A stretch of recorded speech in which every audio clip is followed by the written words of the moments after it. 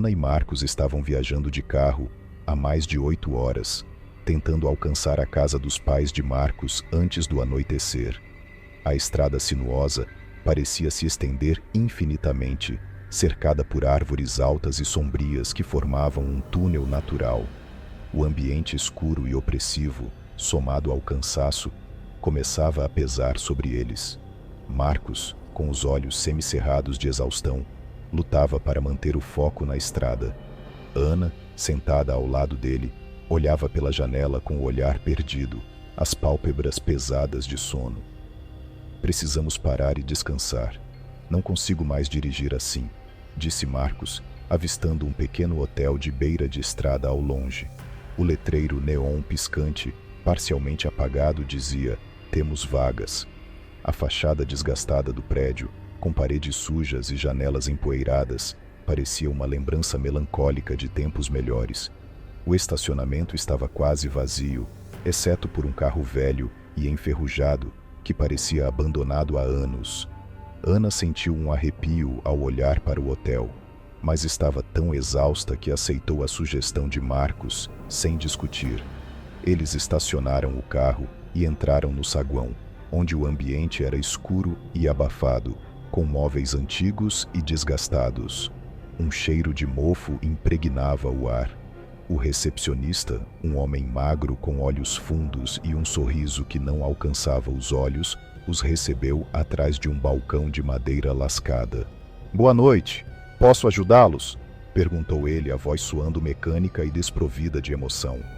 "Gostaríamos de um quarto para passar a noite", respondeu Marcos, tentando não demonstrar o desconforto que sentia.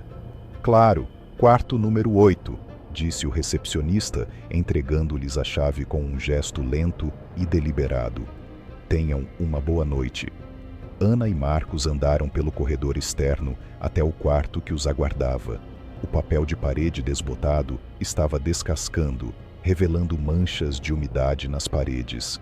Lâmpadas fracas piscavam intermitentemente, lançando sombras dançantes que criavam uma atmosfera ainda mais sinistra. O som de cada passo ecoava pelo corredor, aumentando a sensação de isolamento. O quarto 8 era pequeno e mal decorado. Havia uma cama de casal com uma colcha floral desbotada, uma velha televisão de tubo em um canto e cortinas que um dia foram brancas, agora amareladas pelo tempo. As paredes estavam manchadas e havia teias de aranha nos cantos do teto. "Não é um 5 estrelas, mas serve para uma noite", disse Marcos, tentando aliviar a tensão com um sorriso fraco. Depois de um banho rápido no banheiro minúsculo, ambos caíram na cama, esperando por uma noite de sono tranquila. No entanto, por volta das 3 da manhã, Ana acordou sobressaltada. Havia um barulho vindo do quarto ao lado, um sussurro baixo, seguido por risos perturbadores. Ela cutucou Marcos, que acordou sonolento e irritado. "O que foi?", murmurou ele, mas ao ouvir os sons, ficou imediatamente alerta. O sussurro se transformou em uma conversa indistinta, como se várias pessoas estivessem murmurando ao mesmo tempo. Os risos, estranhos e fora de lugar, ecoavam pelo corredor, enviando arrepios pela espinha de Ana. Marcos levantou-se da cama, aproximando-se da parede para tentar ouvir melhor. A tensão no ar era palpável, e cada segundo parecia se arrastar, enquanto os sons continuavam, ininterruptos e perturbadores. O casal trocou olhares preocupados, percebendo que a noite estava longe de ser tranquila. O medo começou a tomar conta de Ana, que segurou a mão de Marcos com força, buscando conforto em meio ao terror crescente. "Deve ser algum hóspede bêbado", murmurou Marcos, tentando tranquilizar Ana e a si mesmo. Mas os risos continuaram, agora mais altos e mais sinistros, reverberando pelas paredes finas, como se estivessem sendo amplificados. Cada gargalhada parecia carregada de uma malícia perturbadora que fazia os cabelos de Ana se arrepiarem. De repente, o telefone do quarto tocou. Ana, com a mão trêmula, hesitou antes de atender. A tensão no ar era palpável. Quando finalmente levou o fone ao ouvido, foi recebida por um silêncio profundo, seguido por uma respiração pesada e lenta. O som era grotesco e inumano, como se viesse das profundezas de um pesadelo. Assustada, ela desligou imediatamente, o coração batendo descontroladamente em seu peito.